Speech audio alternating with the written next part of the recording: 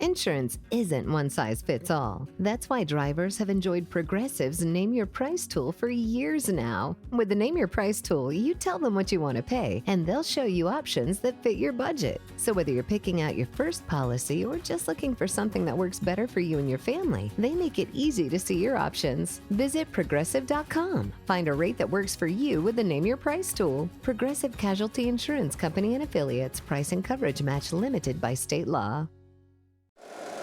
Every team, every topic, everywhere. This is Believe. Looking for these better days. It is Tuesday, July 28th. I'm Scott Seidenberg. Here's what you need to know to make today a better day. Pop the champagne. The Miami Marlins losing streak is over. Big news in the NFL with a Pro Bowl defensive tackle requesting a trade. And we continue our 32 teams in 32 shows previews with the Cincinnati Bengals. On this episode of Better Day, presented by FanDuel, we start in Major League Baseball, where, yes, the Marlins losing streak is over. An 8-7 come-from-behind victory against the Philadelphia Phillies. They scored 3 runs in the bottom of the ninth against Phillies closer Yohan Duran to get the walk-off victory and end their losing skid at 12 games. Zach Wheeler got the start for the Phillies, and he was roughed up, allowing 5 runs on 6 hits in just 3 innings, 2 of them home runs. He gave up 1 walk, and he did strike out 6. They pulled him because his velocity was down throughout the first 3 innings, and the management and the trainers were a little bit concerned, and they're going to see what's going on with Zach Wheeler to see maybe if it was fatigue or whatever it was, but it was clearly not his best stuff there last night. It was the first time that Wheeler gave up 5 runs in a start since May of 2025. So he was off last night, and the Phillies, they were actually trailing early on, but came back and scored 4 runs in the top of the 6th inning against this just horrific Marlins bullpen. But then it was the Marlins getting the best of Yohan Duran in that 9th inning, walking off with the 8-7 victory. So that Sunday night fade actually comes through as the Marlins get the win. Sunday night fade did not come through with the Yankees and the White Sox. Max Fried did not pitch like he did in his first start. Only 3 innings for Max Fried. He allowed 3 runs on 5 hits, 4 strikeouts, 2 walks. Yankees did come from behind, though, to defeat the White Sox 9-5 last night. High-scoring affair there in this on the south side, I should say. Elsewhere in Major League Baseball, the New York Mets put up 14 runs against the Atlanta Braves, winning 14-3 as Francisco Lindor drove in 6 runs, perhaps auditioning for a team that is going to trade for the shortstop. The Major League Baseball trade deadline comes your way next week on August 3rd, so we'll see if some news starts to trickle in throughout the next couple of days or so. For more on Major League Baseball, we hand things over to our very own Colby Marchio. What's going on, guys? Colby Marchio here for your quick MLB update. We got a lot to talk about. Do we?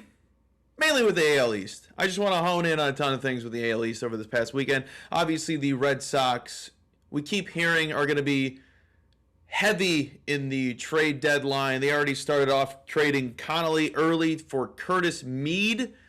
I know producer Matt was laughing at that trade because the Nats got him for nothing, as in they had Curtis Mead for nothing, and then they went out and got a really good pitcher in early. But the Red Sox needed offense. They need offense bad. That's why they're talks of Shea Langoliers getting traded, but now he's injured. There's talks of C.J. Abrams, Zach Neto, and I've even seen Bobby Witt Jr. I'm not a trade deadline guy. I let this week happen. Whoever gets traded, gets traded. I'm not a speculation guy. I can give you takes on where guys would fit. I mean, Jake and I, over on Off the Board, joke about Devers going to Philly because it would just be hilarious. But I'm not an insider. I'm not an inside analyst. I don't have agents' phone numbers. I don't have the whispers in my ear. I'm not in the clubhouse every single day. I know nothing, but I do like I like the hypotheticals. I like the possibility of Neto or Bobby Witt going to Boston. Is it going to happen? I don't know. I don't know if CJ Abrams is going to get dealt either. Would it be cool? Yeah, I have a ton of futures now on the Red Sox. I think they're coming out of the AL to represent the division. Also, I like them to come out take the AL East because of the price. And I think the rotation's absolutely deadly. Now, a team that should be doing everything that the Boston Red Sox are claiming to be doing, and that is the Yankees. I guess they don't own a phone.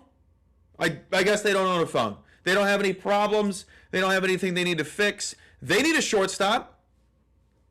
Why aren't they calling for CJ Abrams, Zach Neto, or Bobby Witt? I mean, I doubt the Royals give up Bobby Witt. I mean, that's a cornerstone piece of your franchise, unless you're getting the house of another team. But I'm on the fence of debating taking the Yankees to not make the playoffs at 18-1. One, fantastic price. And they're horrible. Sure, they're 6-4 the last 10. They're in Chicago this week. It's going to be a very interesting series, as usually, as a Yankee fan, I go to these games just to watch them pummel the White Sox. I don't know what's going to happen with the White Sox. I mean, they are coming off scoring almost 2 touchdowns to the Astros, so it's going to be interesting to see what happens on Monday night. The time of this recording is Monday. They're just lifeless. Without Aaron Judge, they're horrible. They're a very, very, very, very, very bad team.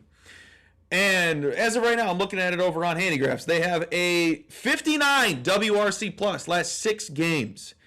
In their last 21, 80. They've been under 100 for quite some time. It's very concerning. A 28.4% K percentage last 21 games, 6.5% walk rate, 654 OPS last 21, and they're barely making 40% hard hit. Barely. Horrible team. I think 18-1. I'm betting this after I'm done hitting when I hit stop. I'm betting this, and this is my favorite team. They have no reason to be plus 100 to win the AL East. They're a corpse. The Rays should be plus 100. They should be even money. The Yankees should not be the top team to come out of the AL. What? I mean, sure. Great pitchers. Great upside. You got no offense. Unless they pick up the phone, I think 18-1 is a good price. I think that's the one future I'm going to give you guys. Unless you're not in already on the White Sox, I think you're still getting good prices. I think 9-1 is the best price out there you can get for them to win the East. Them to come out of the AL, I believe, like 13-1. Let me look. It's right in front of me. I looked at it before I pulled this up. There we go. Pennant winners. Here we go. 9-1 is the pennant, excuse me. The division is 13-1. Had them flipped. That's on me. But 18-1 has to be on my future card. Has to be. I'm adding it right after this. But that is all I have for you guys. That is the MLB Monday update with Colby Marcio. Give me a follow over at Colby M. Bets. Have yourself a better day. See you next week. Thanks, Colby. Coming up tomorrow, Colby and Jake Hassan will be streaming their Off the Board podcast, streaming live on the Better Day YouTube and Twitter pages. You can listen to it in podcast form later on, right here on this Better Day podcast feed. Let's talk some NFL and continue our 32 in 32 previews with today's team, the Cincinnati Bengals. Insurance isn't one size fits all. That's why drivers have enjoyed Progressive's Name Your Price tool for years now. With the Name Your Price tool, you tell them what you want to pay, and they'll show you options that fit your budget. So whether you're picking out your first policy or just looking for something that works better for you and your family, they make it easy to see your options. Visit Progressive.com. Find a rate that works for you with the Name Your Price tool. Progressive Casualty Insurance Company and Affiliates. Price and coverage match limited by state law. Before we get to our 32 and 32 preview of the Cincinnati Bengals, let's talk about the big headline that we saw yesterday in the NFL as Vita Vea has requested a trade away from the Tampa Bay Bucks. The two-time Pro Bowl defensive tackle had contract extension talks stalled, and his agent told ESPN yesterday that he has requested a trade. He was a hold-in during mandatory mini camp last month, but with training camp set to begin and the Tampa Bay Bucks outlook this season being up in the air, if you will. Vita Vea, who is 31 years old, entering the final year of a 4-year, $71 million contract, is holding out apparently, and he has requested a trade. Saw a real good tweet from NFL Researcher yesterday. If you look at the most double teams faced last season, as far as, the defensive player facing double teams blocked, double teams from opposing offenses blocking them, Dexter Lawrence led the NFL with 246 times being double teamed. Vita Vea second in the league, 241 times. Leonard Williams was third, Travis Jones fourth, and Kenny Clark was fifth. What's interesting about those double teams is that Vita Vea got 14 quarterback pressures after being double teamed. That was the sixth most in the NFL, and he had 40 total pressures last season, according to Next Gen Stats, tied for ninth amongst all defensive tackles. This is a guy who can have an immediate impact on a team. And Benjamin Solak on ESPN said that any trade package would have to start with a second and a fifth for Vita Vea. That is according to one league executive. We'll see what team is willing to pull the trigger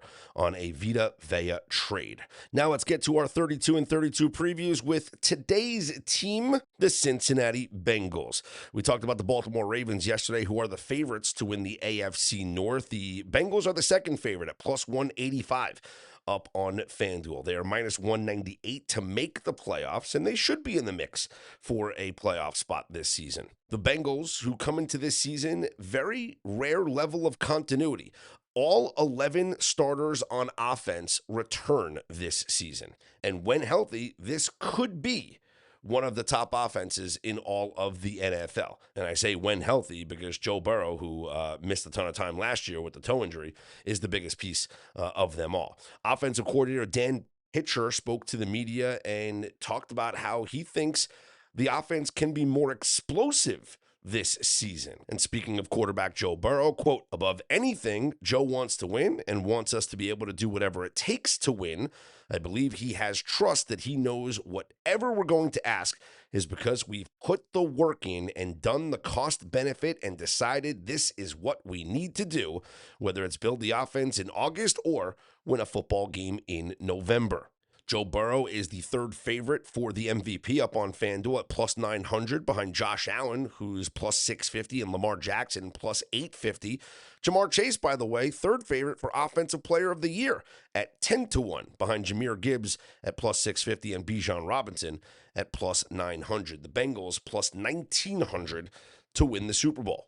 I think one of the biggest questions for the Cincinnati Bengals this year is how hot is the seat under head coach Zach Taylor? They have not made the playoffs in the last 3 seasons. Yes, a lot of that had to do with health and players not being healthy. But even without Joe Burrow, they had Joe Flacco and Jake Browning last year. The team still finished 12th in the league in points.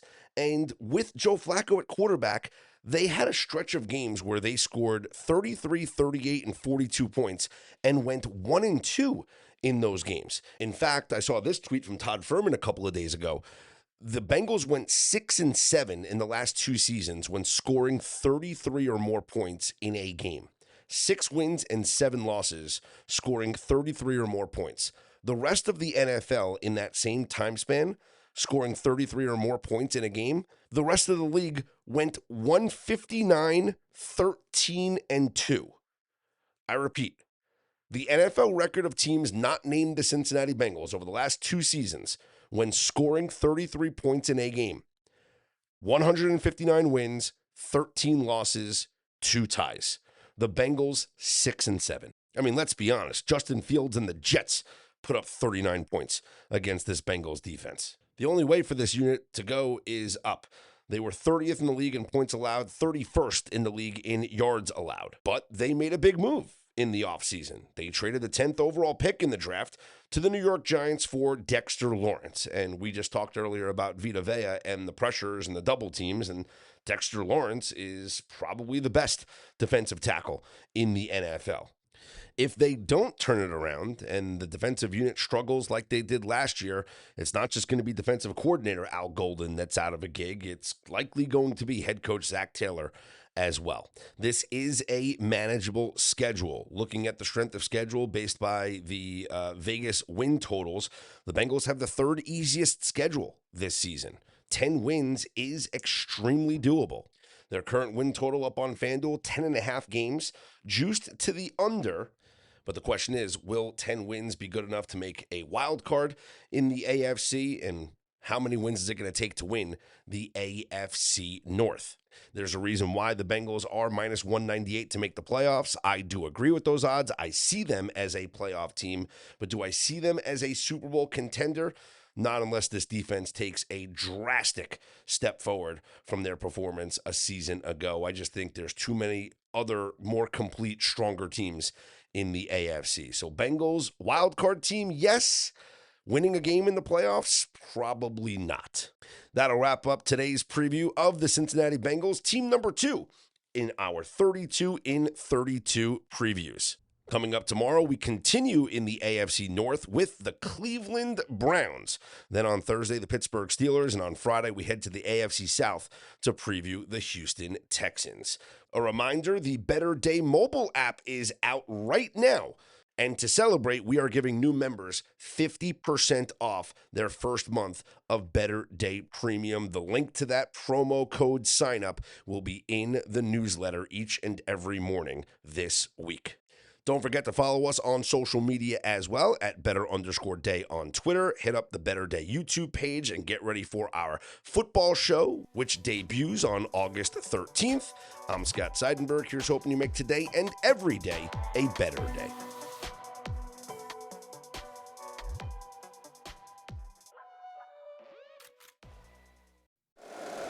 If you like the show, please take a moment to rate, review, and subscribe. It really does help the show to grow. Thank you for listening.